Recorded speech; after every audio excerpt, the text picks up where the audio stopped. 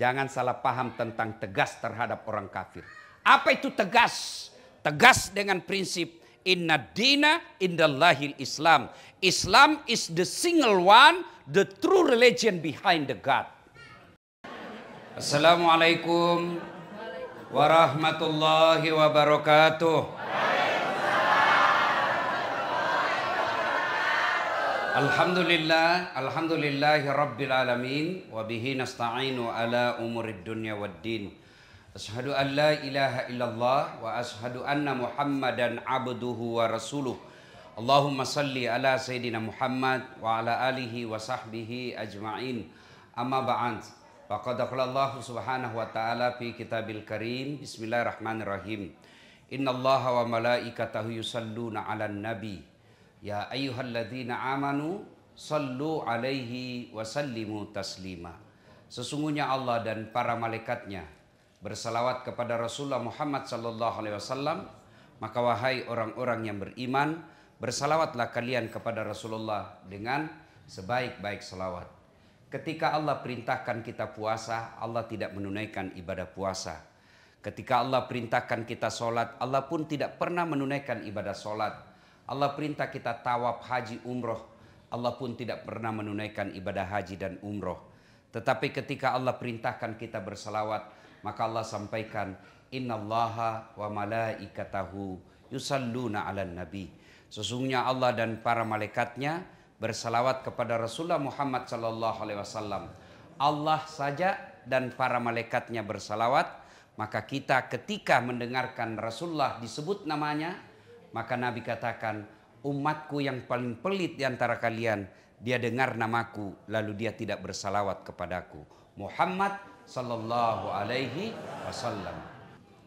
Ibu bapak saudara-saudara sekalian, pertama banyak-banyaklah bersalawat. Yang kedua, ibu bapak saudara-saudara sekalian, ada pernah dengar nama Yusuf Kalla? Pernah? Beliau kayaknya satu-satunya Indonesia yang 2 kali menjadi wakil presiden. Wakil presiden ke-10 dan wakil presiden ke-12. Ibu tahu orang apa dia? Bugis. Ya kan? Ah, ternyata ibu tahu enggak Pak Yusuf Kalla itu sepupu sekali dengan bapak saya. Oh.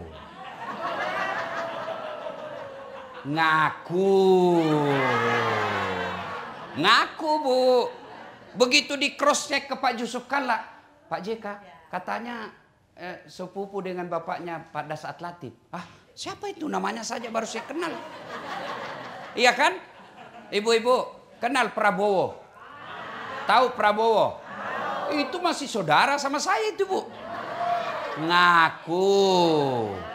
Begitu juga nanti di akhirat. Ya Allah saya Islam. Ya Allah saya Muslim. Ngaku sampean. Kamu ngaku. Kalau kamu Muslim, mana tandanya? Bapak-bapak di sini kan pegawai toh. Misalnya bapak pegawai di mana? Sebut satu. Pak Farhad. Di mana pegawainya? Hah? Hotel. Bapak kalau mau masuk di situ pakai ID card. Bapak-bapak kalau masuk kantor pakai ID card. Ya kan? Itu standar minimal. Saya ngaku pegawai, misalnya pegawai di Apple. Mesti ada standarnya apa? Ini kartuku. Kalau tidak, kau tidak boleh masuk. Begitu juga Islam. Di akhirat kelak Allah tanya, kalau kamu Islam mana karaktermu, mana identitasmu? Maka Allah sampaikan, identitas orang Islam itu adalah surah Al-Fat ayat 29. Surah apa ibu? Surah apa? Al-Fat 29. Minimal selesai ceramah nanti update status. Identitas umat Islam surah Al-Fat 29. Surah apa ibu? Ayat? Masya Allah. Mari kita dengar bunyinya. Bismillahirrahmanirrahim. Muhammad Rasulullah.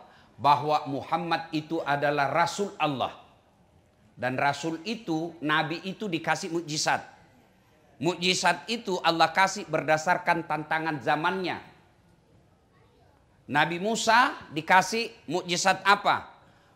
Tongkatnya bisa jadi ular. Kenapa? Zaman itu tukang sihir paling hebat. Dikasih tongkat, tak. Ular-ularnya Fir'aun habis dimakan oleh tongkatnya Nabi Musa. Nabi Isa diberi mujizat. Apa? Mampu menyembuhkan orang-orang penyakit kusta. Kenapa? Pada saat itu orang mengagungkan ilmu kedokteran. Tapi satu yang tidak bisa disembuhkan, kusta. Nabi Isa, dia usap, sembuh penyakitnya dengan izin Allah. Ya, Ibu. Nabi Sulaiman, pada saat itu orang mengagungkan kekayaan. Nabi Sulaiman diberikan kekayaan. Apa kekayaannya? Kerikil rumahnya emas. Ada di sini kerikil rumahnya emas. Paling orang Bugis giginya dikasih emas. Kan? Nabi Muhammad SAW, pada saat itu orang mengagung-agungkan apa? Sastra, syair. Maka Allah berikan salah satu mujizatnya apa? Quran, yang ketika orang mendengar, Bapak baca sejarahnya Umar bin Khattab masuk Islam, dia kan mau datang mau membunuh Nabi. Balik haluan, karena dia bilang, kenapa Muhammad kau mau bunuh? Nah saudaramu sendiri dengan iparmu sudah masuk Islam.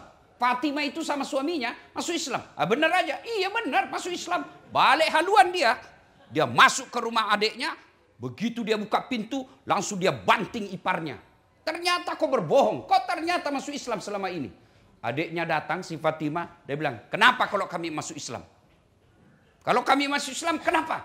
Dia bisik di telinganya Umar, la ilaha illallah Muhammad Rasulullah. Dia tebas, dia sikut adiknya, berdarah bibirnya.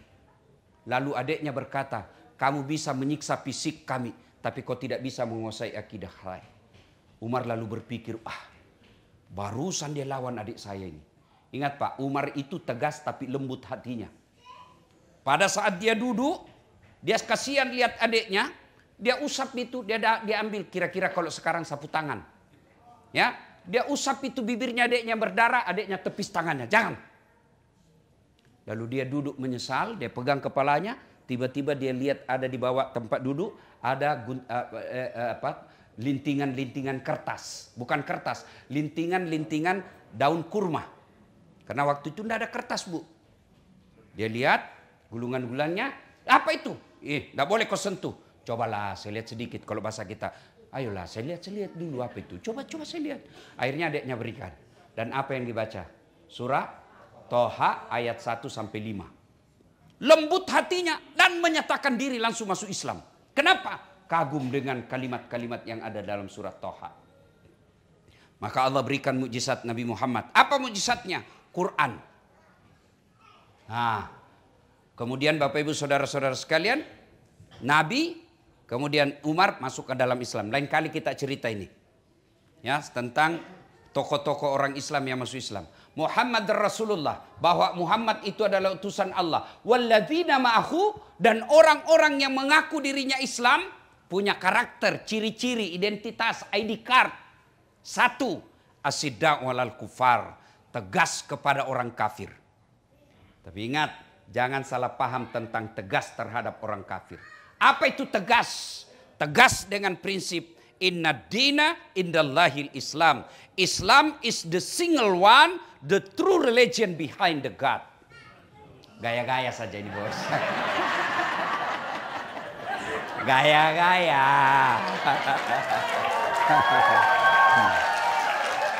Ladies and gentlemen. Masya Allah. Harus ditanamkan itu dalam diri kita. Saya yakin sedulur-sedulur, tuan-tuan, bapak-bapak, mantap akidahnya. Tapi anak bagaimana? Saya punya kenalan baru hari ini. Namanya Kamal. Casingnya Amerika. Tapi jiwanya Muslim. Bu, dengar Bu. Bu, Bu. Kalau ibu meninggal, siapa yang doakan ibu? Jangan kau harap suamimu. Pasti dia kawin lagi. Percaya Bu. Sampai teman saya di Makassar, ibu-ibu, dia bilang kurang ajar itu tetangga saya. Kenapa? Masa baru 3 bulan istrinya meninggal, belum lagi kuburnya kering, dia kawin lagi Ustadz. Saya bilang teman saya lebih hebat, masih hidup istrinya dia kawin. Ya Bu, siapa yang doakan ibu? Anak. Tuan-tuan, bapak-bapak yang saya muliakan, saya cinta karena Allah. Ayo anak-anak kita gimana imannya? Maafkan saya Bu, maafkan saya. Anak ibu bawa kok ndak hadir duduk di sini. Mestinya anak kita duduk dengar dakwah. Bahasanya? Minimal nanti dia duduk, ibu nanti pulang jelaskan apa yang saya sampaikan. Harus Bu ada ikhtiar.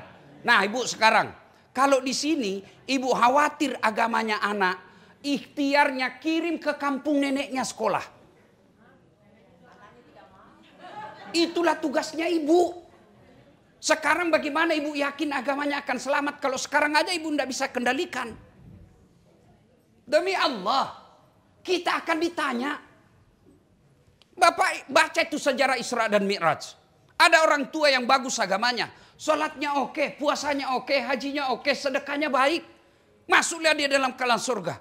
Ditanya, ya Allah tahan itu. Itu bapak saya. Itu orang tua saya. Kenapa dia masuk surga? Saya nih masuk neraka karena dia tidak didik saya dengan baik. Tidak pernah saya dikenalkan Islam. Dia sibuk cari nafkah. Dia sibuk urus dunia. Dia sibuk cari celengannya, sedepositonya. Tidak pernah saya diajari.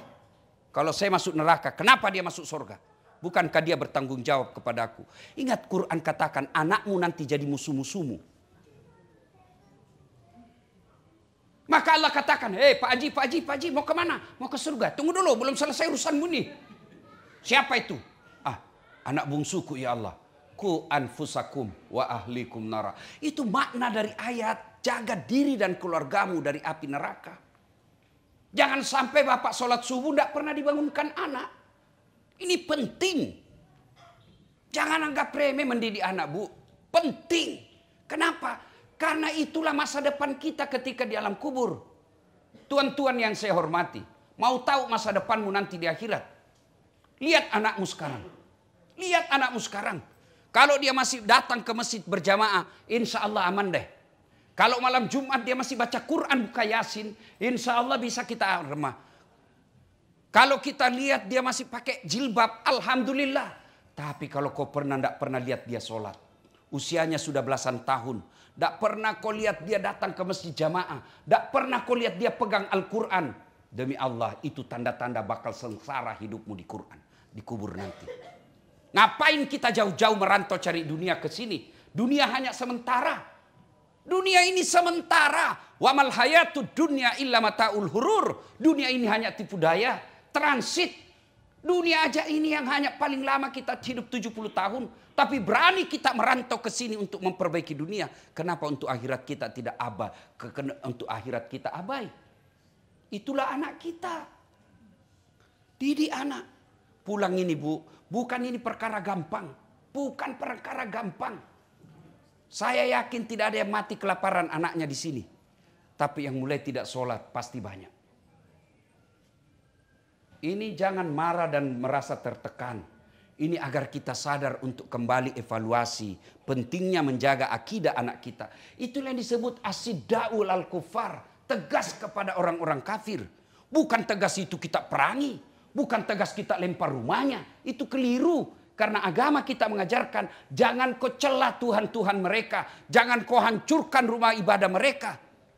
Yang kita tegas di sini adalah jaga anak kita. Pertama jaga caranya. Pendidikan anak kita. Jangan ibu bapak berpikir ini kan cuma pendidikan. Justru pendidikan itulah pintu masuknya agama.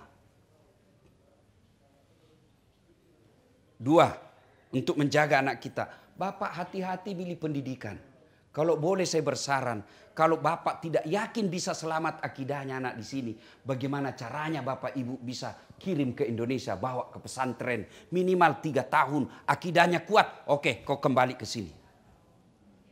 Kalau ibunya aja tidak sholat, bapaknya tidak sholat, anak kita bergaul bebas, sekolahnya juga sekolah yang tidak pernah belajar agama. Bagaimana ibu yakin agama anak kita akan selamat? Saya baru-baru juga ceramah ke Australia. Saya tanya, berapa tahun? Lebih 40. Berapa anaknya? 5. Agamanya? Yang 2 kayaknya masih Islam. Yang 3 sudah tidak jelas. Dari situ saya kalau boleh jangan marah Pak. Kalau boleh kerja, kumpul uang, balik ke Indonesia selamatkan anak-anak kita akidahnya.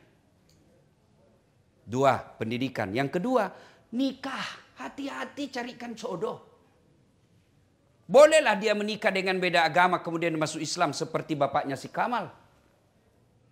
Boleh, tapi pasangannya harus yakin pandai agama.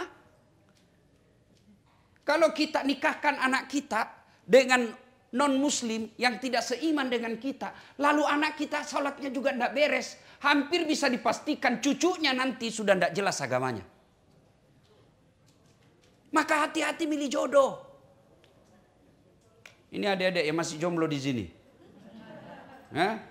Kata Nabi, kau menikahlah dengan 4 pertimbangan. 1, itu agama. Nabi sudah pesan. Li jamaliha, lihat cantiknya. Cantik penting. Kenapa? Dia hampir 24 jam di depanmu. Iya toh? Baru bangun dia. Mau tidur dia lagi. Mau pergi kerja dia lagi. Pulang kerja dia lagi. Jadi kalau jelek nanti cepat ganti casing. Iya toh? Cantik penting. Tapi tidak boleh jadi prioritas. Kenapa? Cantik ada batasnya. Apalagi zaman sekarang Pak. Wow. Cantik di medsos. Mulus. Oh kamera 360. Dari mana datangnya cinta? Dari Facebook turun ke WA. Dari mana datangnya kecewa? Setelah ketemu ternyata berbeda. Iya toh? Masya Allah. Cantik ada batasnya. Ya, ibu-ibu. 20 tahun cantik. 17 tahun sweet 17. Wah, memukau. Satu kampung tersenyum dia, terpesona satu kampung. 17 tahun. Balik itu 17. 71. Masih ada yang terpesona. Kau aja senyum cucukmu lari. Dikira mau digigit. Apa? Cantik ada batasnya. Gagah ada batasnya. Bapak-bapak di sini masih cakep semua. Dulu. Sekarang tanya istrimu Pak. Tanya istrimu. Saya masih cakep. Kalau dia bilang masih cakep pasti dia bohong. Ibu-ibu. Tanya suamimu. Kamu masih cantik? Kalau dia bilang masih cantik pasti kau dibohongi. Iya toh? Cantik ada batasnya. 2. Cantik itu subjektif. Subjektif. Cantik menurut Dasar belum tentu cantik menurut Kamal. Iya toh? Kalau saya ditanya siapa perempuan paling cantik di dunia Ustadz? Ada istri saya di samping pasti. Istri saya dong. Bapak protes. Istriku. Nggak urus saya istrimu. Iya toh subjektif. Ada yang suka yang hitam-hitam. Ada yang suka yang bening. Ada yang suka body gitar. Macam-macam. Iya toh. Macam-macam. Iya toh. Itu subjektif. Maka adik-adik sekalian, kalau kau menikahi seseorang karena kecantikan, siap kau kecewa. Kenapa? Pasti ada batasnya. Sampaikan itu ke anakmu. Memang kau lihat cantik sekarang. Tapi kalau kau cantik pertimbanganmu, biaya operasionalnya mahal. 2, kata Nabi, ini cantik. Nabi katakan pilihan cantik, tapi jangan prioritas. 2, kata Nabi, pilihlah karena keturunannya, tapi jangan prioritas. Kenapa? Ada orang bapaknya Nabi, anaknya jadi pengkhianat. Nabi Nuh. Ada orang bapaknya pengkhianat, anaknya jadi Nabi. Nabi Ibrahim alaihissalam. Ya, itulah sebabnya orang Jawa mengatakan bebet, bobot, dan bibit. Ya toh? J? You understand? Yes. Iya Bu. Tapi tidak boleh prioritas. Penting kita lihat siapa bapaknya. Perlu kita lihat siapa ibunya. Tapi kalau anaknya baik, itulah dia. Yang ketiga, kata Nabi, ini nasihat buat bapak-bapak, pilihkan jodoh untuk anaknya. Yang ketiga, kata Nabi, pilihlah karena kekayaannya. Rasulullah menikahi Khadijah, salah satu pertimbangannya karena Khadijah orang paling kaya di Mekah waktu itu. Penting, tapi jangan prioritas. Kenapa? Kaya ada batasnya. Oh, dia kaya Ustadz, tidak bakal miskin 7 turunan. Betul, masalahnya dia turunan ke-8.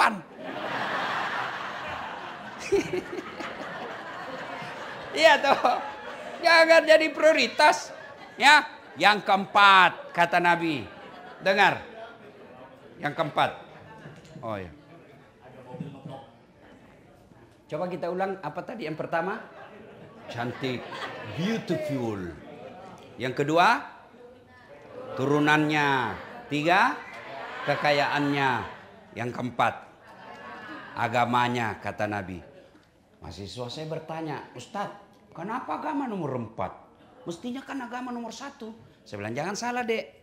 Agama betul nomor 4, tapi tidak titik di situ hadis, koma, lalu ada di bold, huruf besar, kapital, kasih tanda centang, lalu di stabilo. Ya kira-kira seperti itu kalau sekarang ya. Kata Nabi, utamakan agamanya, karena dengan agama kamu akan dapat semuanya. Ada orang cantik bu, cantik betul, tapi akhlaknya kesurupan. Iya toh? Iya, iya. Ada lagi bukanya, Masya Allah, akhlaknya baik, tapi mukanya hancur. Iya kan? Iya. Ada lagi kaya, wih tapi mulutnya kasar. Iya kan? Itulah sebabnya Nabi katakan, tidak mungkin ada perempuan berkumpul empat-empatnya. Dialah cantik, keturunan baik-baik, anak orang kaya, hafal Quran. Kalau ada bapak ibu tahu di sini, tunjukkan saya. Saya juga masih mau pak. Iya. Kan susah untuk kumpul keempat-empatnya. Maka Nabi tegaskan, utamakan agamanya. Kalau dia miskin, maka agamanya akan memperkaya dengan akhlaknya. Kalau dia tidak cantik, maka tutur katanya akan mempercantik kelakuannya. Paling sial dialah jelek, keturunan tidak jelas, pengangguran, agama tidak jelas. Emangnya waktu kau pilih tutup mata? Ya, tuh dengar, ya. Maka hati-hati milihkan jodoh anak kita supaya apa? Agamanya selamat. Bolehlah kita nikahkan dengan orang sini, tapi harus yakin anak kita bisa bimbing dia. Kalau anak kita perempuan, agamanya juga tidak jelas, sampai menikah tidak pakai jilbab, 2 tahun dia pacaran, menikah dengan orang beda agama, hampir bisa dipastikan akan hilang agama anakmu. Ibu-ibu sekarang kalau anaknya pacaran dianggap biasa. Siapa bilang itu biasa? Itu kiamat. Kenapa? Saya tahu bu, karena banyak ibu-ibu curhat. Rata-rata ibu-ibu curhat yang tidak saling menghargai karena lama pacaran. Ya pacaran 3 tahun. Pasti dalam 3 tahun itu berapa kali dia bohong. Dalam 3 tahun itu berapa kali dia selingkuh. Dan bertengkar, kebiasaan itu dibawa setelah menikah. Akhirnya sudah ada anaknya, tidak ada saling penghormatan. Kenapa? Sudah saling menghina. Gimana dalam keluarga, rumah tangga, suami istri, ngomong aja sama istri kasar. Ngomong aja sama suami kasar. Woi pak, di mana kau? Cepat kau pulang. Waduh, suami istri kok begitu? Padahal Nabi katakan ketika hijrah dari Makkah ke Madinah, itu salah satu perintah Nabi dari 5, ahsin kalamaka, haluskan tutur katamu. Kalau kita orang Bugis, itu kalau kita bukan orang banyak, tapi kita itu kalau bahasa Jawa sampean, panjenengan. Itu kita itu. Mestinya ibu panggil suami panjenengan. Jangan kupir, "Oi, kau di mana ini?" Ya ketawa, saya serius ini. Ya, pilihkan. Itu namanya tegas, hati-hati milih jodoh.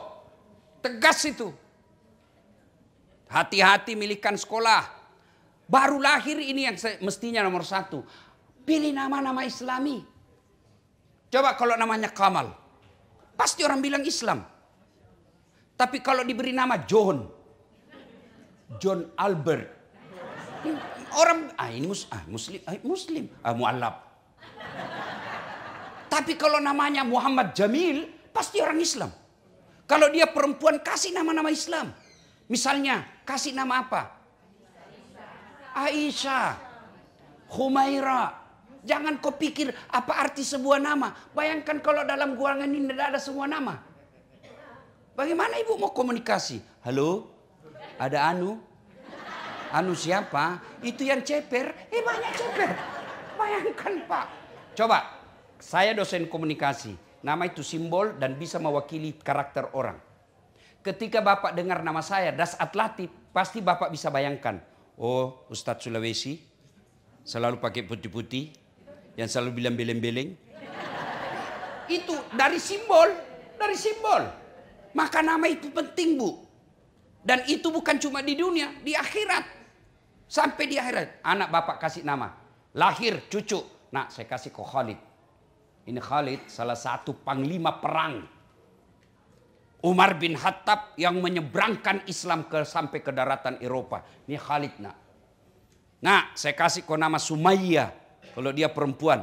Apa itu nak? Ini Sumayyah, perempuan pertama. Dia budak, hamba sahaya. Tapi membela akidahnya. Dia rela mati. Dialah perempuan pertama yang jihad fisabilillah. Ditombak oleh Abu Jahal.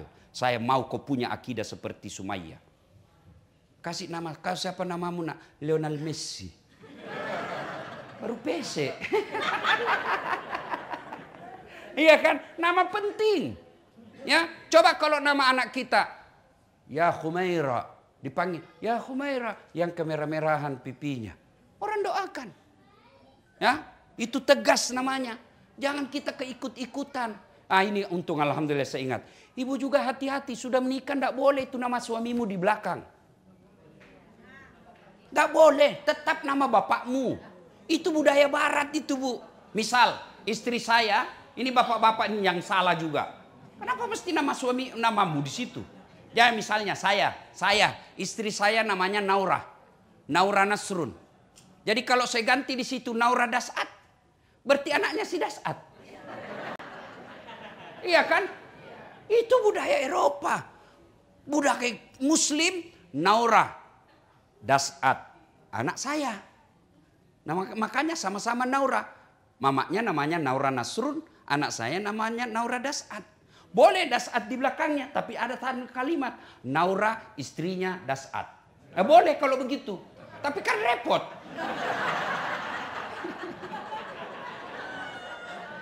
Jangan ketawa, saya serius ini, Bu. Ya, itu nama penting, itu bagian dari ketegasan. Bapak kasih nama anak ke barat-baratan, kan tidak jelas agamanya. Coba kalau langsung dikasih nama Muhammad Ibrahim. Orang pasti bilang Muslim dia. Dan coba lihat itu, nama Muhammad. Saya kemarin jalan-jalan, tidak tahu daerah mana itu. Yang ada bintang-bintang situ. Tuh. Saya cuma pancing kau juga. Ibu ini, dia tunggu saya salah Pak. Ya. Nama Muhammad disimpan di atas satu-satunya. Muhammad Ali. Itu berarti nama penting. Coba kalau bukan Muhammad Ali namanya. Tidak mungkin dia di atas. Nama penting Pak. Itu bagian daripada tegas. Asidak walal kufar. Yang kedua. Ruhama'u bainahum. Kasih sayang kepada sesama mereka. Ayat tadi pertama tegas. Kalau keluar. Kalau kita. Ya. Kemudian kafir, ini yang saya lupa. Apa itu kafir? Orang yang berbeda dengan agama kita. Saya pernah lagi ceramah, ditanya sama non-muslim. Kenapa kami disebut kafir? Jangan salah paham. Kafir itu bukan maknanya kasar. Kafir itu yang menyembunyikan. Tertutup. Kenapa disebut menyembunyikan? Karena dia tidak mau mengakui keesaan Allah. Maka disebut dia kafir. Kafir itu ada dua. Kafir zimmi dan kafir harbi. Kafir zimmi mau kerja sama-sama kita. Ada itu namanya Pak Albert selalu ikut saya selama di sini. Beda agama tapi dia bantu saya dalam dakwah. Soal Tuhannya urusan dia. Itu yang disebut kafir zimmi. Mereka yang mau bekerja sama dengan kita. Kata Nabi kalau kau ganggu dia saya musuhmu nanti di akhirat. Ada yang disebut kafir harbi. Apa itu? Yang ganggu kita. Kita mau sholat dilempar kepala kita. Kita mau puasa dilarang. Itu kata Nabi boleh kau lawan. Tapi kan tidak ada begitu di sini. Nah yang kedua. Tanda orang Islam. Ingat baik-baik Bu. Surah Al-Fat. ayat 29. Pertama, tegas kepada orang kafir. Yang kedua, ruhama'u bainahum, kasih sayang kepada sesama mereka. Innamal mu'minuna ikhwah, kata Allah. Orang Islam itu bersaudara. Dia tidak lihat rambutnya keriting atau putih atau pirang. Selama dia la ilaha illallah, itu saudaramu. Meskipun rasnya berbeda, itu saudaramu. Meskipun negaranya berbeda, itu saudaramu. Kalian dipersaudarakan bukan karena ras, bukan karena darah, tapi akidah. Bahkan Nabi katakan, umatku itu seperti badan ini. Coba lihat badan kita, Pak. Ibu-ibu coba lihat badan. Tangan kanan gatal tanpa disuruh kiri yang garuk. Ya toh? Tangan kiri yang gatal tanpa diundang kanan yang garuk. Gatal dua-duanya, kerja sama. Iya, begitu mestinya kita di sini. Begitu mestinya kita di sini. Satu sakit, yang lain ikut merasakan. Satu yang ada masalah, kita bantu sama-sama. Itulah orang Islam. Ada orang baru masuk Islam, Pak. Meskipun dia kaya, dia boleh dan berhak mendapat zakat. 8 golongan orang berhak mendapat zakat. Satu diantaranya mu'allaf. Orang baru masuk Islam, meskipun dia kaya raya, boleh dikasih zakat. Tujuannya apa? Loh, kamu ditinggal oleh keluargamu karena kau beda agama dengan mereka. Sekarang kau saudara saya, ini loh penghargaan. Jangan cemas, kami saudaramu yang baru. Itu makna pemberian zakat. Maka kita bersaudara. Umat Islam itu seperti badan ini. Satu sakit, yang lain ikut merasakan. Coba lihat, si Kamal pergi menyatakan cinta. Jalan-jalan dia. Tiba-tiba tahan tuh kakinya. Kaki tahan tuh. Seluruh tubuh bereaksi. Mulut dulu tuh yang bereaksi. Reaksi berikutnya mata mencari. Reaksi berikutnya mulut meniup. Reaksi berikutnya tangan mengusap. Waduh. Iya toh, padahal kaki yang bermasalah. Tidak ada orang tahan tuh kakinya. Jalan kau, siapa suruh kau pergi jalan? Jalan kau. Itulah Muslim. Itulah Islam. Wa'tasimu bihablillahi jami'a wa la tafarraku. Berpegang teguhlah engkau kepada tali persaudaraan agama Allah dan janganlah engkau bercerai-berai. Ini pegang erat-erat sebagai perantau, sebagai orang yang tinggalkan dan kita tinggal di negara ini, kita bersaudara. Saudara kita satu saudara seagama, yang kedua meskipun kita beda agama, kita saudara sebangsa, Persatuan Indonesia, sila ketiga. Kita bersaudara. Cuma kadangkala yang membuat kita berpecah belah, satu, gosip. Gibah. Duduk begini tuh masih gosip-gosip tuh. Dia terlambat datang temannya dilihat dari kepala. Dia enggak gosip tapi mukanya sinis.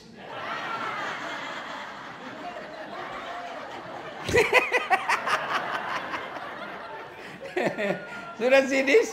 Dia itu. Apa? Kenapa? Jilbabnya enggak seragam. Iya. Kayak umbul-umbul. Nah, dia dengar yang kau gosipi, besok dia enggak datang lagi. Putus persaudaraan. Iya. Ibu-ibu memang itu penyakitnya tukang gosip. Saya aja ada yang gosip saya. Jadi itu juga bajunya yang di YouTube.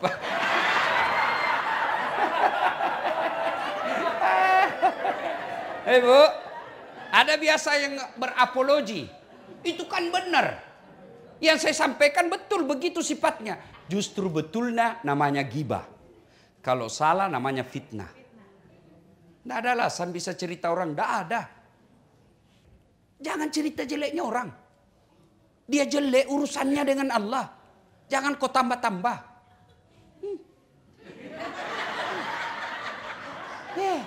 Rajin betul pengajian. Tapi suaminya selingkuh. Memangnya dia senang kalau suaminya selingkuh? Iya. Kita kan suka tambah, suka ikut campur. Biar bukan urusan kita, campur aja dari kerjanya. Hati-hati Bu yang suka ikut campur, nanti takdirmu seperti toge. Tahu toge? Coba lihat itu toge, pecel ada. Gado-gado, tempe, soto Banjar. Maka dia selalu ikut campur, Allah takdirkan semuanya bengkok. Itulah makna dari ayat, ayuhibbu ahadukum, sukakah kamu memakan bangkai sesamamu manusia? Jadi majelis taklim yang baik, orang datang dia baru belajar kasihan agama, dia datang mau cerita aib, maka ibu yang baik dia katakan, na'udzubillah min zalik. Kita berlindung kepada Allah dari keburukan seperti itu. Belum tentu suami kita lebih baik dari dia. Itu yang bagus. Jangan malah dicambah. Oh iya, iya. Padahal enggak tahu urusan tuh. Jangan ketawa, saya serius ini. Ya, Bu. 2. Yang memutuskan persaudaraan. Apa itu? Sombong. Apakah sombong pakaian mahal? Belum tentu, itu rezekimu. Apakah mau sombong pakaian barang-barang mewah? Belum tentu. Bapak punya rezeki pakai baju krokodil. Cap buaya. Katanya kalau asli buayanya menghadap ke dalam, kepalanya keluar. Kalau palsu buayanya menghadap ke dalam. Buaya darat. Ya. Bapak pakai palsu. Bapak pakai misalnya Hugo Boss. Boleh, itu rezekimu. Ibu pakai berlian emas, boleh, rezekimu. Kalau perlu tulis di sini emas. Boleh.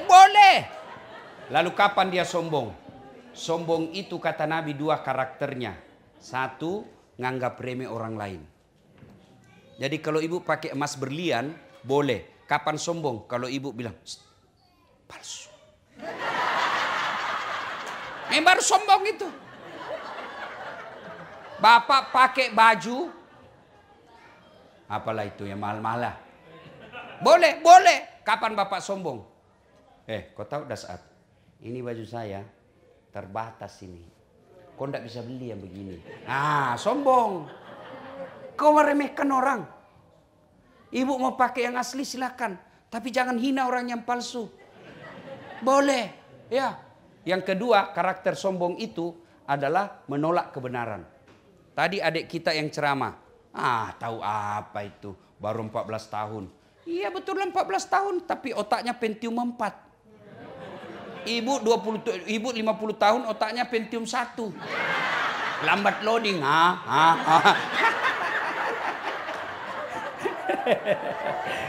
Jelas Ibu? Apa itu sombong? Remeh orang lain, menolak kebenaran. Dengar ceramah, dia tolak. Itu sombong itu. Abu Jahal, Abu Lahab, itu dia tahu Muhammad itu benar. Muhammad itu orang jujur. Maka diberi gelar Al-Amin, yang terpercaya. Lalu kenapa dia menolak Muhammad? Karena dia bilang, Bani Hashim. Ibaratnya suku dia lebih rendah, saya lebih tinggi. Saya pamannya, kok kemanakan saya kok jadikan nabi? Kenapa bukan saya pamannya? Itu sombong. Bapak remehkan orang, dia tidak lawan. Tapi lambat laun dia tinggalkan bapak, putus persaudaraan. Apa yang membuat kamu sombong? Coba gue bilang, apa? Kata Nabi, 4 penyebab datangnya sombong.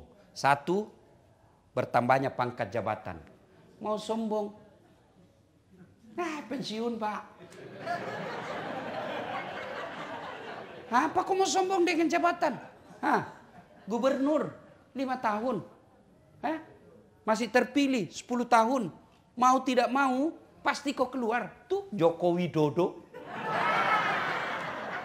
10 tahun, wabillahi taufiq wal hidayah. Masih mau pakai mobil Indonesia 1, lewat dibilang, oh sudah gila ini bapak ini. Apa kamu sombong? Presiden aja enggak boleh sombong, apalagi ketua masjid.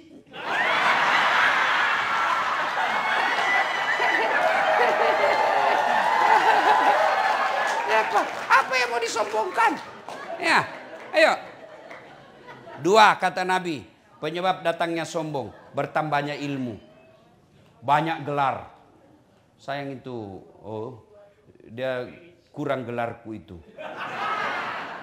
Kalau lengkapnya itu Dr. Dasat Latif, SSOS, Sarjana Sosial, SAG, Sarjana Agama, MSI, Master Science, PhD, Philosophy of Doctor. Alhamdulillah baru-baru disetujui oleh universitas untuk kepangkatan saya profesor. Doakan mudah-mudahan awal tahun sudah jadi guru besar. Oh, jarang-jarang orang Pak seperti saya. 2 doktornya Bu, 2 doktorku Bu, 2 sarjanaku. Lalu kamu sombong Dasat? Oh jangan. Wa ma utitum minal ilmi illa qalila. Saya tidak berikan kamu ilmu kecuali sangat sedikit. Apa yang kamu sombongkan dengan ilmumu?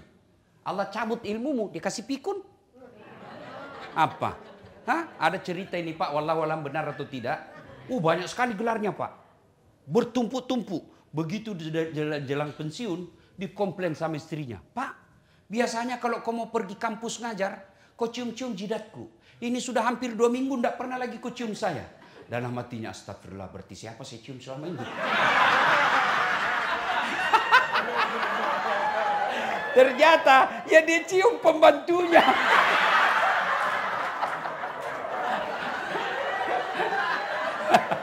Jangan juga modus.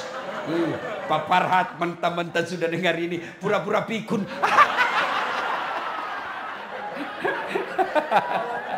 Ayo, apa yang mau kau sombongkan? Bu. Apa karena saya hebat? Enggak. Saya bisa sampai di sini bukan karena saya hebat. Karena ada penonton saya. Itu viewer saya di YouTube sekarang Bu. Sudah hampir 600 juta. Berarti tidak boleh kau sombong Dasat. Kamu bisa ceramah karena ada yang dengar. Coba kalau saya ceramah di sini 2 jam berapi-api, tidak ada yang dengar. Bapak lewat, sudah lama sakit itu Pak. Iya toh, apa yang mau disombongkan? Ada ustadz sombong? Ada. Mana ciri-ciri ustadz yang sombong? Tidak mau menerima perbedaan pendapat. Ada ustadz itu, baru 2 bulan belajar agama. Dikafir-kafirkan kita. Tidak sunnah. Kau bilang kau saja sudah sunnah aja kau sudah salah paham.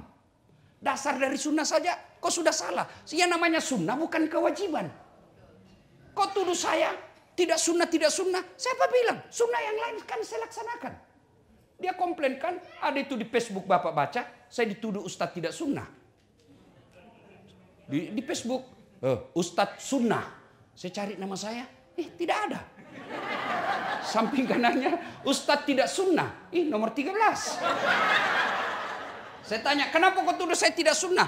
Buktinya, kau tidak pelihara jenggot. Saya bilang, kalau tidak mau tumbuh.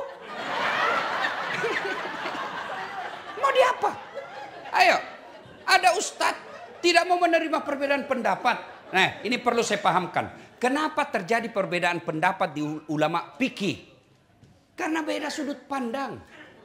Yang ada sama kita ini para ulama, yang ada sampai ke kita, hadis itu dalam bentuk tulisan. Bukan dalam bentuk gambar. Bukan dalam bentuk audiovisual. Kalau gambar dan audiovisual pasti seragam kita. Cuma kan ini tidak ada definisi konkretnya. Misalnya takbir sejajar dengan bahu. Kan sudah beda-beda. Tidak ada gambarnya. Contoh paling ringan saya selalu bilang. Bapak kalau Nabi bilang saya tidak makan. Saya tidak makan. Apa Bapak Ibu pahami? Puasa. Apa lagi? Lapar. Apa lagi? Diet. Apa lagi? Apa lagi? Itu baru satu kata itu. Saya tidak lapar. Sudah berapa paham? Begitulah sebabnya terjadi perbedaan pendapat. Ya Bu. Jadi kalau terjadi perbedaan pendapat, lalu dia tidak mau menerima pendapat orang lain, itu karakter ustadz yang sombong. Hanya mau menang sendiri. Ya. 3. Penyebab datangnya sombong. Apa itu? Bertambahnya harta. Tadinya miskin. Tiba-tiba dapat pembebasan lahan. Langsung kaya. Mulai sombong. Jangan sombong dengan kekayaanmu. Allah marah. Gempa. Longsor. Tsunami. Habis kekayaanmu. Oke lah masih ada kekayaanmu, tapi Allah marah, dia titip satu penyakit di badanmu, duitmu miliaran tapi tidak ada bisa kau makan. Duitnya 7 miliar Pak. Begitu ke dokter, Pak menurut hasil laboratorium, ini Bapak dilarang makan nasi. Duitnya 7 miliar dilarang makan nasi.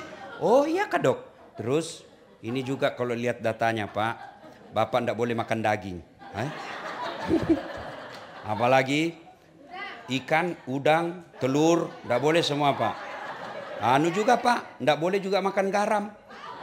Tidak boleh makan gula Pak ya. Jangan makan yang berminyak-minyak. Jadi apa yang bisa saya makan Dok? Ya menurut hasil lab Bapak hanya boleh makan ubi rebus. Duitnya 7 miliar tapi cuma bisa makan ubi rebus. Sudah cukup belum? Belum cukup itu sampai di situ. Apa kata dokter? Pak ini Bapak selama aktif kerja kan tidak pernah kena matahari. Di rumah AC, di mobil AC, di kantor ber-AC. Jadi mulai besok Pak kalau bisa pagi-pagi Bapak jalan berjemur ya. Jangan pakai baju. Supaya kena matahari bajunya Pak ya. Pakai juga celana pendek supaya kena matahari ini ya. Jangan pakai peci. Ya kalau bisa Bapak jangan pakai sendal. Jam 9 sampai jam 10 dia kelilinglah di kawasannya. Nggak pakai sendal, nggak pakai baju. Apa bedanya sama gembel?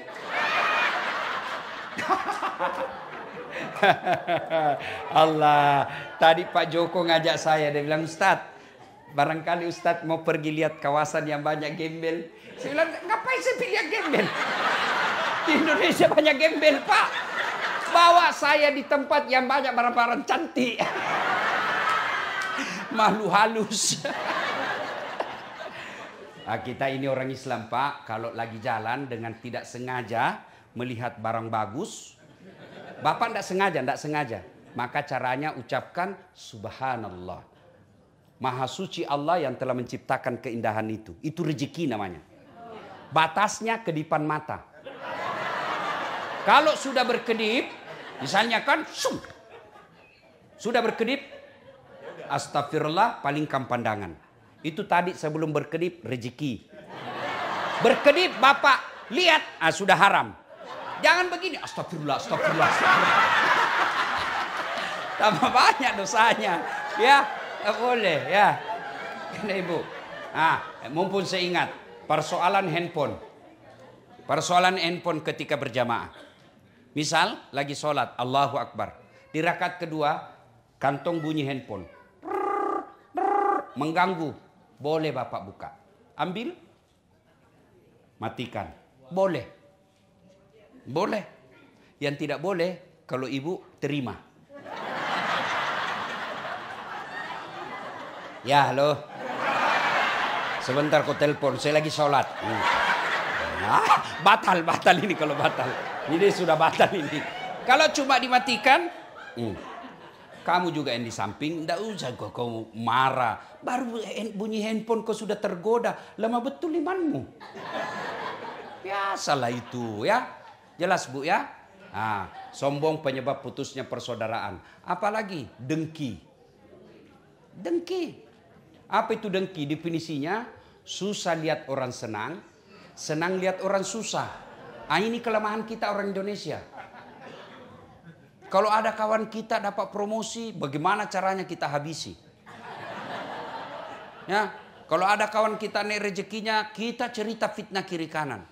Mestinya kalau kita lihat kawan kita, kenalan kita ataupun tidak dikenal, ada rezeki yang menimpa dirinya, ya Allah, berikan pula rezeki seperti yang dia, supaya saya bisa menolong agamamu. Jangan malah dengki. Oh sudah habis waktu Pak ya? Sampai jam berapa? Sampai jam berapa? Oke. Jam 10. Bisa sampai jam 10? Betul? Saya yang tidak bisa. Oke, satu tadi tegas kepada orang kafir, dua kasih sayang kepada sesama mereka. Ini penting. Nabi pernah tanya, atadruna manil muflis? Saudara-saudara sekalian, kamu tahu enggak siapa yang bangkrut nanti di akhirat? Yang tidak sholat ya Rasul, dia sholat. Yang tidak puasa ya Rasul, dia puasa. Yang tidak haji ya Rasul, dia haji. Tidak bayar zakat. Loh, kalau begitu siapa yang bangkrut ya Rasul? Jarusu wahati'ur rahim. Tetangga yang jahat sama tetangganya dan yang memutuskan tali persaudaraan. Bertanya sahabat, kok bisa bangkrut? Dia kan puasa, dia haji, dia sholat, dia zakat. Kok bisa? Betul, hablum minallahnya, ibadah hadanya baik, tapi hablum minasnya rusak. Ketika dia setor pahalanya, ya Allah ini sholatku 20 tahun. Datang tetangganya, tunggu dulu. Saya pernah difitnah itu. Katanya anakku yang lurus rambutnya bukan anaknya suamiku. Karena suamiku keritin rambutnya. Dia tidak tahu anaknya lurus rambut. Nah karena sudah direbonding. Gara-gara fitnahnya, saya tinggalkan komplek. Gara-gara fitnahnya dia nih. Saya sakit hati. Allah berfirman, kalau begitu ambil sholatnya 20 tahun. Habis sudah sholatnya itu 20 tahun. Dia setor lagi puasanya. Ya Allah ini puasaku 20 tahun. Datang lagi. Saya pernah sama-sama kerja di Amerika tuh. Dia fitnah saya di kampung. Katanya kerja saya di sini menghalalkan segala cara. Gara-gara fitnahnya satu kampung benci saya. Saya pulang kampung orang semua sinis sama saya. Gara-gara fitnahnya tuh dia. Saya minta keadilan. Allah katakan ambil puasanya 20 tahun. Sudah habis sholat, habis puasa. Store lagi zakatnya. Ya Allah ini zakatku. Datang lagi, tunggu dulu. Saya pernah juga itu kurang ajar dia sama saya. Dia fitnah istri saya selingkuh. Saya termakan fitnahnya, akhirnya saya cerai. Belakangan saya tahu ternyata dia yang mau sama saya.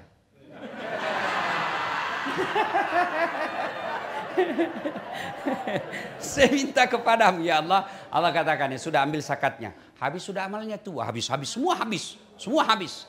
Masih ada orang yang datang. Saya juga pernah. Dia serobot tanahku. Saya sama-sama merantau. Saya beli tanah. Dia serobot tanah saya. Saya mau lapor polisi, temannya polisi. Saya minta keadilan. Dia kata yang tadi banyak amalnya. Ya Allah bagaimana lagi? Puasaku habis. Sholatku habis. Sedekahku habis. Zakatku habis. Mana lagi? Allah berfirman, tidak ada kebatilan yang tidak ada balasannya. Supaya adil, ambil dosanya orang yang pernah kusakiti. Itulah pentingnya ini silaturahmi. Biar bapak-bapak hitam jidat, puasa Senin Kamis, tadarus setiap hari, itikaf di masjid. Tapi dalam satu komplek tidak ada yang senang bapak. Bapak bukan orang spesial. Karena Nabi katakan, hairun nas anfa'uhum linnas. Sebaik-baik manusia di antara kalian yang paling banyak manfaatnya buat orang lain. Itulah yang jadi saya memotivasi saya kalau dakwah buat orang senyum dan tertawa. Kalau saya tidak bisa nasihati paling tidak dia bisa lupa masalahnya. Dengan ketawa-ketawa. Iya kan Bu? Iya Bu? Alhamdulillah. Ya. Rohama'u bainahum. Yang ketiga, tarahum rukka'an sujada. Kamu lihat mereka ruku dan sujud solat 5 waktu. Nah Ibu, halo Bu, Pak, ada ini orang kerja seharian. Dari jam 5 dia sudah tinggalkan kantor, pulang jam 10 malam. Laparlah dia di jalan. Dia singgah beli nasi bungkus. Kan lapar kan Pak? Beli nasi bungkus. Setelah punya nasi bungkus, nasinya dia buang, bungkusnya dia makan. Ada yang begitu? Ada yang begitu? Ada. Itulah orang yang datang ke Amerika jauh-jauh cari nafkah dan dia tidak sholat. Itu namanya. Nasinya dia buang, bungkusnya dia makan.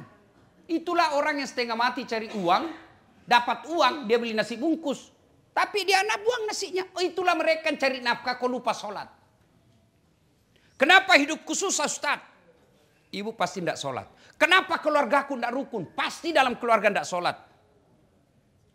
Mana ada manusia yang tidak ada masalahnya? Tunjukkan saya di tempat ini yang tidak ada masalahnya. Ayo. Kalau bapak-bapak saya lihat ini masalah paling besar. Mau kawin lagi takut sama istrinya. Iya toh Pak. Sudah tidak usah bohong Pak. Kalau kami orang Bugis tidak pernah takut sama istri. Cuma istri kami lebih berani. Ini Bapak pikir saya ceramah. Bapak pikir tidak ada masalah saya Bu. Banyak masalah saya. Kadangkala kita ditipu. Oh ini cuma 2 jam Ustaz, tahu-taunya 9 jam. Iya Pak. Oh pernah saya pergi ceramah Pak, dari Makassar ke Palopo. Saya salah satu Allah nikmat saya gampang tidur. Kalau saya naik mobil belum 5 menit sudah tidur. Kalau saya naik pesawat itu Bu, itu belum terbang saya sudah tidur. Benar, biasa istri saya jengkel. Kalau dia lagi cerita saya sudah ngorok. Itulah nikmat dari Allah. Nah saya naik tidur. Naik mobil, tidur. Saya di 2, sopir.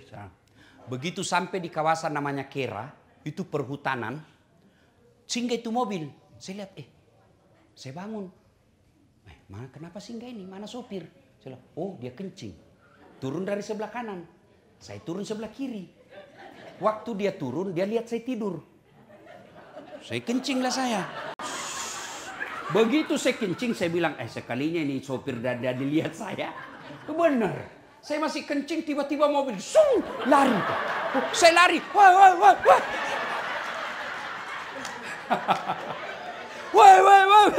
Apalagi sudah laju. Saya mau telepon di atas mobil.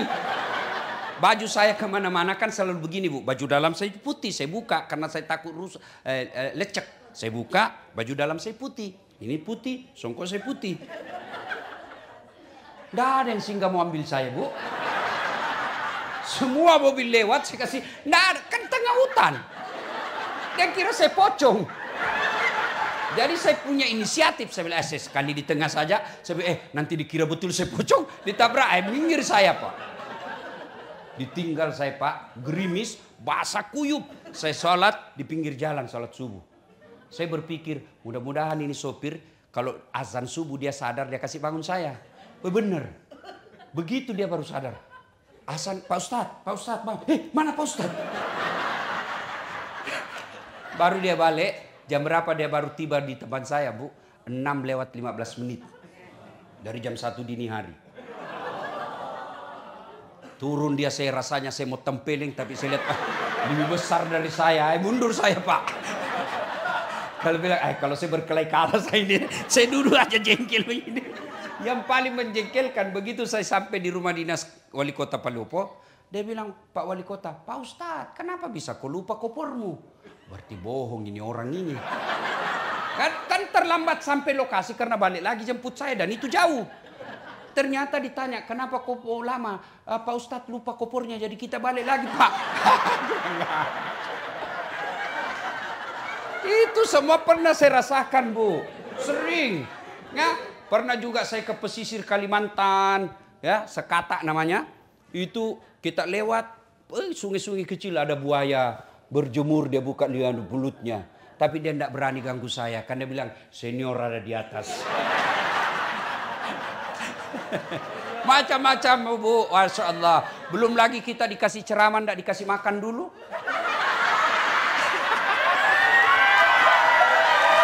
Macam-macam. Oh Allah. Oh, bukan di sini, bukan ini, bukan. Ibu sangka buruk lagi. Bukan ini. Bukan ya. Macam-macam Bu. Wah, tapi masalah paling besar buat saya sekarang Bu, banyak janda-janda curhat. Ustadz, baru saja suami saya meninggal. Adakah doa-doa penenang jiwa? Saya kirimilah doa. Lama-lama dia bilang, Ustadz, jiwaku sudah tenang. Maukah Ustadz menjadi imam dalam hidupku? Saya bilang, aduh, mohon maaf Ibu, saya bukan imam, saya penceramah. Masalah Pak. Mana ada orang tidak ada masalah. Bapak sudah kerja, karir bagus, apa masalahnya? Terancam pensiun. Iya kan? Berumah tangga, ada orang sudah ada anaknya, tidak punya rumah sampai sekarang. Ada punya rumah, tapi apa masalahnya? Tidak ada anaknya. Ada rumahnya, ada anaknya, apa masalahnya? Suaminya selingkuh. Jadi bupati 1 periode, mau 2 periode. Sudah 2 periode, mau gubernur. Sudah gubernur, ditangkap KPK. Itu, tidak ada orang, tidak ada masalahnya Pak. Semua kita, alhamdulillah tuan-tuan, Allah tidak berkata ada saat, kalau ada masalahmu kaya dulu.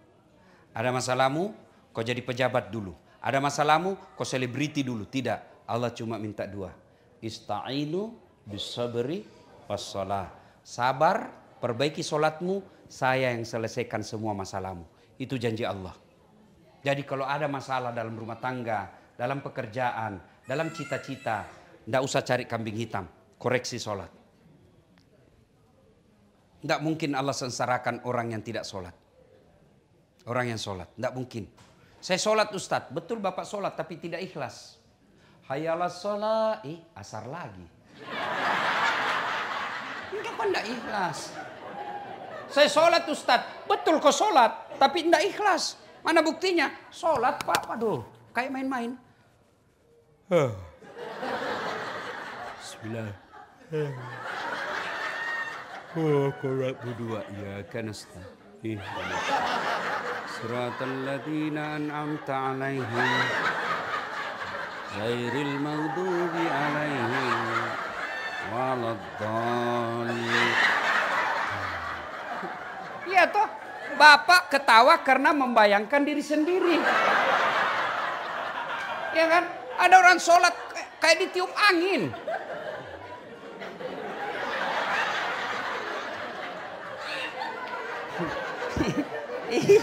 Ibu histeris karena ibu bayangkan diri sendiri kan. Jadi kalau ada masalah, ya lebih baik koreksi sholat. Bapak ibu saudara-saudara sekalian, soal sholat ini tidak cukup waktu. Saya mau bahas fokus khusus karena waktu sudah masuk. Kita lanjutkan lagi besok.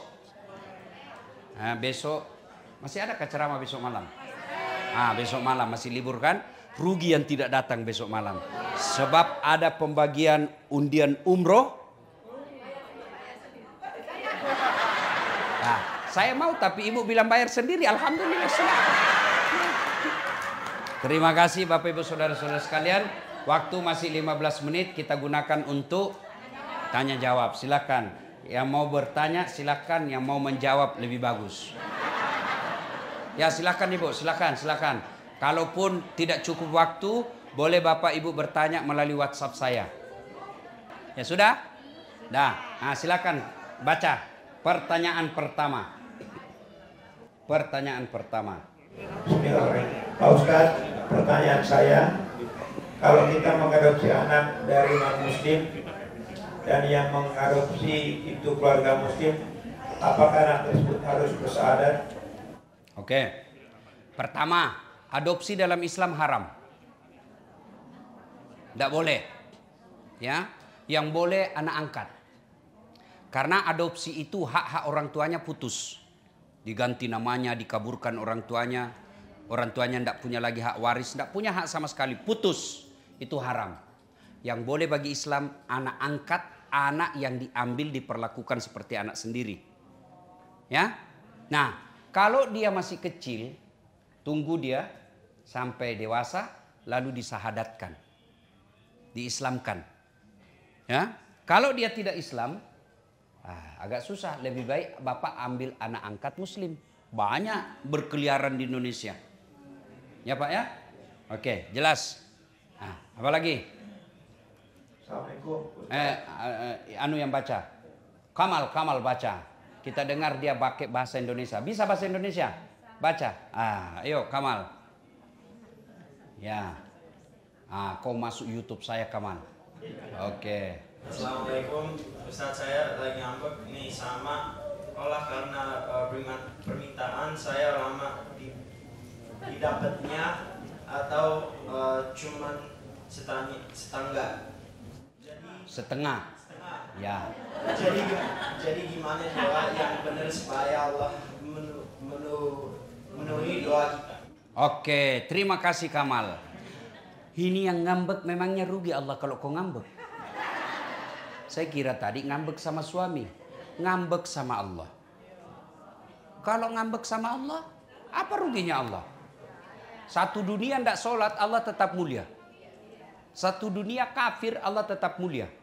Nah sekarang, kenapa Allah tidak kabulkan doa? Bukan tidak dikabulkan. Dengar baik-baik, ini yang saya bahas tadi subuh. Kullu nafsin, berdoalah kamu, ud'uni astajib lakum. Kata Allah, berdoa kamu kepadaku pasti saya kabulkan. Itu Allah yang bilang. Doa kau pasti saya kabulkan. Itu Allah yang katakan. Berarti semua doa dikabulkan. Cuma dikabulkannya Bu ada 4 cara. Satu, cara pertama, apa yang dia minta Allah kasih sesuai yang dia minta.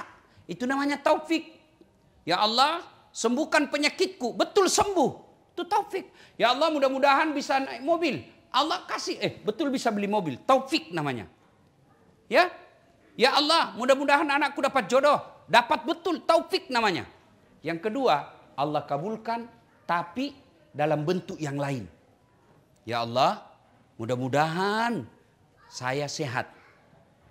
Allah tahu kalau sehat ini, maka dia misalnya kalau dia sehat, dia bisa menikah dengan beda agama dan dia tinggalkan agamanya. Biar aja dia tetap sakit, tapi saya kasih anaknya jadi soleh. Ya, ya Allah, berikan saya mobil. Allah tahu kalau ada mobilnya ini tabrakan, mati, sudah, tidak usah saya kasih kau mobil, tapi saya kasih kau kesehatan. Ibu-ibu punya anak usia 10 tahun, minta dibelikan motor. Ibu belikan enggak? Apa karena ibu enggak sayang? Justru sayangnya. Tapi ibu belikan apa? Saya belikan kau laptop nak, kau pakai belajar. Itu yang disebut Allah kabulkan dalam bentuk yang lain. Saya tamat SMA setelah gagal jadi tentara, saya daftar fakultas kedokteran. Mau jadi dokter. 3 kali Pak saya daftar. Enggak ada lulus nama saya. Padahal saya kelas fisika, jurusan fisika 1. Paling hebat dalam kelas saya. Ya, tidak lulus 3 kali. Saya ikut 3 tahun berturut-turut. Teman saya lulus. Allah tahu, kasih tahu jawabannya. Pulang kuliah terjadi tabrakan Pak. Saya turun tolong dia. Berceceran darah di aspal. Dia yang tabrakan, saya yang pingsan. Kenapa? Saya tidak bisa lihat darah. Sampai saat ini saya tidak bisa lihat darah. Lihat aja di YouTube ataupun di grup-grup. Kalau lihat orang berdarah itu rasanya pening perasaan saya. Teman saya yang jadi dokter, dia tugas di Kepulauan Aru. Kepulauan Aru. Mau lebaran saya telepon, kau pulang lebaran dok? Tidak. Rugi-rugi pun cari uang jauh-jauh, enggak lebaran sama bapakmu, orang tuamu. Mahal tiket. Saya bilang alhamdulillah. Untung saya tidak jadi dokter. Saya jadi ustadz kemana-mana Pak, enggak pernah pusing soal tiket. Allah kasih yang terbaik. Jadi ibu berhenti ngambek. Berhenti ngambek. Allah tahu itu bukan yang terbaik yang kita minta. Yang ketiga, cara Allah mengabulkan ditunda. Ibu tahu Prabowo berdoa sejak 2014. Jadi apa? Presiden. 2014 sudah minta presiden. Lawannya sama Bapak Joko Widodo. Iya toh? Siapa yang menang?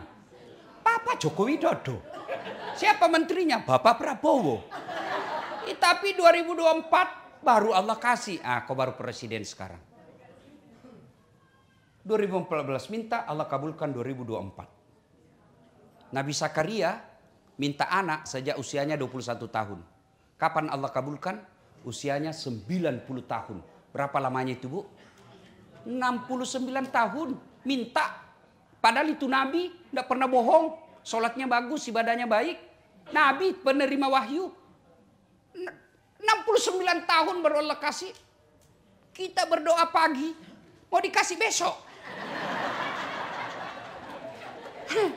Baru sholatnya putus-putus. Emang ada orang dalam?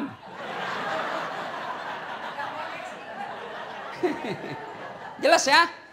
Yang keempat, Allah tunda sampai hari kiamat.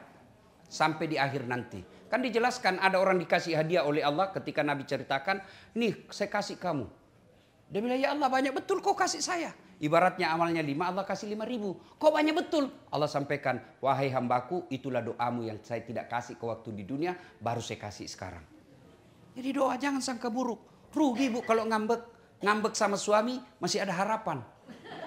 Kenapa? Boleh ganti. Ya toh? Betul. You understand? Thank you very much. Ada lagi? Ayo, tanya lagi, baca lagi deh, Kamal. Ya.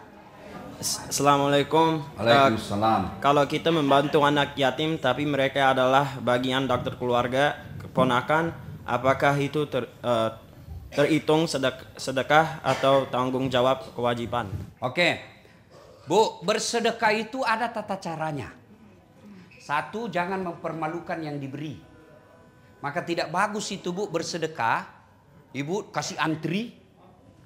Mau cuma dikasih 50.000, ngantri dia bertengah hari. Di syuting, di close up mukanya. Itu bagian bukan yang baik. Itulah sehingga dalam sedekah ada namanya amil. Panitia yang bawakan. Yang kedua, setelah itu sedekah orang dalam dulu. Bapak kalau mau sedekah istri dulu. Jangan kau sedekah orang lain, istrimu itu terus bajunya 2 kali lebaran. Tenang ibu, saya bela kau ini malam. Bajunya mewah, istrinya sudah 4 kali pulang kampung tidak pernah baju baru. Bukan suami yang baik itu. Kau sedekah ke orang, istrimu dulu. Supaya apa? Dia taat. Itu istri Pak, tidak penting dia kau selalu hadir. Yang penting ada duitnya. Tidak percaya kau dengar. Ibu-ibu, biar suami tidak pulang yang penting ada Nah, dengar kau. Uang yang dia cari, bukan kamu. Ya toh Ibu? Nah, jadi sudah itu penuhi dulu kebutuhan rumah tangga, penuhi dulu kebutuhan anak, istri, sudah itu baru saudara. Jangan sampai saudara kita menjadi fitnah. Kayak betul itu saudaranya di Los Angeles. Tapi saudaranya di kampung mau makan kadang ada makanan. Itu jadi fitnah. Makanya sedekah itu lebih utama kepada keluarga dulu. Ya, bagaimana kalau kemanakan? Lebih bagus lagi Bu. Ya, jelas? Oke. Pertanyaan berikut, Kamal. Ya. Pegang mic-nya itu deh, pegang mic-nya supaya untuk itu tuh yang mic untuk YouTube. Yang tadi. Yang ini. Ya, itu pegang juga itu, ya. Pertanyaan berikut, ya. Assalamualaikum Pak Ustadz, mau tanya nih. Kalau kita suka melihat orang yang ganteng, pikiran saya jadi yang bukan berdosa kita. Waalaikumsalam. Kalau dia gadis, maafi muskilah, tidak ada masalah. Tapi kalau ada suaminya, aduh, jangan ya. Tapi kalau itu karunia, makanya Allah tadi, Nabi mengajarkan kalau kau lihat cowok cakep, ganteng, penuh pesona, kau cukup ucapkan, Subhanallah, Maha Suci Allah yang telah menciptakan keindahan itu. Ya, tapi kalau ibu pelototi,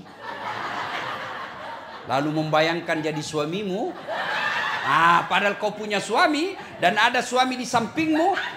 Kalau saya suamimu seperti itu, saya bilang, Dek, lebih baik saya ceraikan kau baik-baik ya, daripada kau peluk saya, kau bayangkan orang lain. Gak boleh ya. Kalau dia gadis, terpesona sama dia, tidak jadi masalah. Jangankan ibu, saya juga senang Bu lihat orang cantik. Ya, saya ini tidak gagah Ibu, tapi saya penuh pesona. Tidak percaya, kau mau foto sama-sama saya toh?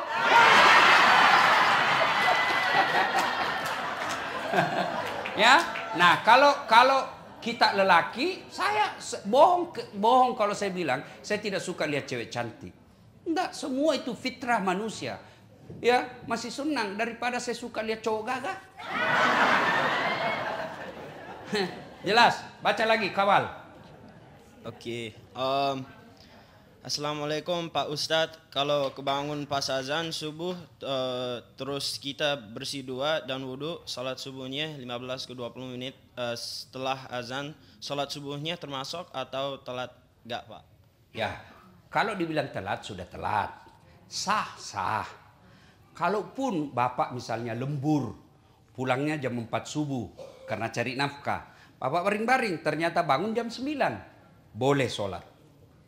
Caranya bangun langsung wudhu sholat. Jangan ngaso dulu. Ngopi dulu baru sholat. Enggak. Bangun meskipun jam 11. Kalau betul-betul Bapak ketiduran. Bahkan jangankan ketiduran. Lupa saja boleh. Misalnya baru ingat. Kemarin waktu ada pesta pengantin lupa saya sholat duhur. Begitu ingat ambil wudhu sholat. Boleh. Ya. Sholat itu tepat waktu. Baik. Tapi yang dianjurkan awal waktu. Bapak sholat subuh, sholat asar, misalnya masuk waktu jam 3 sampai setengah 6. Ibu sholat jam 5 itu masih tepat waktu. Tapi yang dianjurkan azan langsung sholat, awal waktu namanya. Anggaplah kita darurat seperti saya sekarang, boleh saya jamak. Duhur 2, asar 2. Namanya jamak. Kalau diringkas jadi 2-2 jamak kasar. Kalau 4-4 namanya jamak. Kalau kasar jamak kasar, 2 duhur 2 asar. Ya? Jelas? Oke, Bos. Habis? Masih ada? Masih banyak. Masih banyak. Oke, Kamal, baca lagi. Assalamualaikum Pak Ustadz, mohon tanya apakah main atau jual beli saham itu haram atau apa hukumnya? Nah, Ibu, sampai sekarang ini masuk masalah khilafiyah, perbedaan pendapat ulama. Ada yang mengatakan haram karena dia seolah-olah sifat judi, tidak jelas. Ada yang juga mengatakan halal. Inilah disebut dalam fikih namanya subhat. Subhat itu samar-samar, abu-abu. Kata Nabi, kalau kamu selamat tinggalkan. Jelas ya? Oke, apa lagi? Pertanyaan kedua, apakah life insurance dalam Islam diperbolehkan? Diperbolehkan, sama tadi. Sama tadi soal insurans atau asuransi. Itulah sehingga muncul ada namanya asuransi syariah. Karena tadi itu perdebatan ulama. Ya, udah. Sama. Ada yang halalkan, ada yang haramkan. Namanya subhat, samar-samar. Tapi anjuran Nabi kalau kamu selamat tinggalkan. Tapi di Amerika ini mana bisa hidup orang tanpa asuransi. Nah, selama niatnya ibu bukan melawan Allah, tapi karena mengikuti peraturan dan kita hidup di negara ini, Allah maha bijaksana. Oke. Assalamualaikum Ustaz, ayah saya udah meninggal 2 minggu yang lalu. Boleh gak ibu saya yang tua boleh keluar rumah? Misalnya ketemu dokter dan sebagainya. Oke, kalau suami sudah wafat, maka ibu kalau punya anak lelaki sama anak. Kalaupun keluar, ulama-ulama modern tidak mengharamkan selama ibu keluar betul-betul tidak macam-macam. Apalagi kalau usianya ibu sudah 65. Siapa juga yang mau goda ibu ya? Rugi Bu, rugi. Kecuali ibunya masih janda muda, 30 tahun ya. Sebaiknya jalan selalu ada mahramnya untuk menghindari fitnah. Bagi perempuan janda itu kata Nabi hanya mereka mampu bertahan 6 bulan. Kalau dia masih haid. Kalau sudah tidak, biasanya perempuan itu kan tidak tergoda lagi sama. Saya tidak tahu lah, ibu-ibu lebih tahu yang soal itu kan. Nah, sekarang ibu kalau mau keluar sebaiknya ditemani lelaki. Jangankan belanja ibu, orang pergi ibadah umroh dan haji saja itu kan harus dengan mahramnya. Ya, makanya kalau perempuan saya itu kalau keluarga saya mau keluar negeri dan dia perempuan sendiri, saya tidak pernah anjurkan. Kau mau sekolah di Indonesia juga bisa sekolah. Mau belajar apa? Semua bisa ada. Ya, saya tidak juga sekolah ke luar negeri, alhamdulillah. Bisa juga seperti saya sekarang. Ya, jelas ya. Sebaiknya perempuan terhormat itu, ya, ini alhamdulillah saya ingat. 4 syarat perempuan dirindukan surga. 1 dia sholat, dia puasa Ramadan. 3 dia jaga harga dirinya. 4 dia patuhi perintah suaminya. Jaga harga diri ini diantaranya pakai busana muslimah. Busana muslimah tidak mesti jilbab. Boleh sarung ibu pakai. Kasih peniti selesai, yang penting tutup jilbabnya. Ada juga perempuan jilbab 3 lapis kan, ada merahnya, kuningnya, birunya, dia kasih miring lagi sedikit. Nah, boleh variasi ya. Ya, yang tidak boleh Bu jilbab sakaratil maut. Ibu tahu jilbab sakaratil maut? Ada itu yang dia kasih tali, dia ikat-ikat di lehernya, baru dia kasih ke sini, tidak bisa goyang lagi lehernya. Nah, itu belen-belen namanya itu. Ayo ada lagi Kamal, ayo lagi Dek, Kamal. Apakah kita boleh sholat sunnah masjid bisa khutbah Jumat berlangsung? Ya, ketika sholat Jumat berlangsung, bisa. Ya datang bapak terlambat, pernah terjadi pada zaman Nabi, sahabat langsung turun duduk, Nabi anjurkan kau sholat Jumat, sholat sunnah dulu 2 rakaat. Sholatnya apa? Berbeda ulama. Ada yang bilang sholat tahiyatul masjid, ada juga yang menyatakan sholat qabliyah Jumat. Pokoknya sholat sunnah 2 rakaat. Ya, lain kalau sudah sholat Sudah masuk sholat, ya sudah langsung sholat, tidak usah lagi sholat sunnah. Jangan sholat sunnah dulu, baru selesai sholat sunnah, selesai sudah sholat Jumat. Maka sebaiknya bapak-bapak datang lebih awal. Ini kita ini umumnya kan datang paling lambat, pulang paling cepat, orang khotbah dia tidur. Mau masuk surga, kok kira ada orang nenek muda urus kok di dalam. Ya, ayo Kamal, apa lagi? Assalamualaikum Ustadz, gimana menangani orang yang baru belajar agama tapi tingkahnya melebihi guru agama. Orang tua seperti ini gampang banget menyalahkan, membidak-bidakan, memberi kalimat dua yang menjudge, menghakimi. Oke. Jadi ibu menyikapinya, ibu tidak usah dengar, tapi jangan celah. Karena kalau ibu celah dan berdosa. Jadi caranya ya sudah, dengar kalau mau dengar. Tapi kalau ibu merasa sakit hati saya kalau dengar dibilang kita kafir, ya sudah ditinggal. Caranya begini Bas, daripada kita saling menyakiti, silakan kau amalkan apa yang kamu yakini, tapi tolong hormati juga pendapat saya dan saya hormati pendapatmu. Cara menyikapinya, hormati. Kalau bapak merasa mampu katakan, dek, sudahlah, kau amalkan apa yang kamu yakini, saya juga amalkan apa yang saya yakini, kita saling menghormati saja, tidak usah bahas. Saya begitu biasa, kalau ada orang saya tahu tidak ada gunanya, ya sudah, saya tidak mau bahas yang membuat saya berbeda. Karena bisa saling menyakiti perasaan. Ya?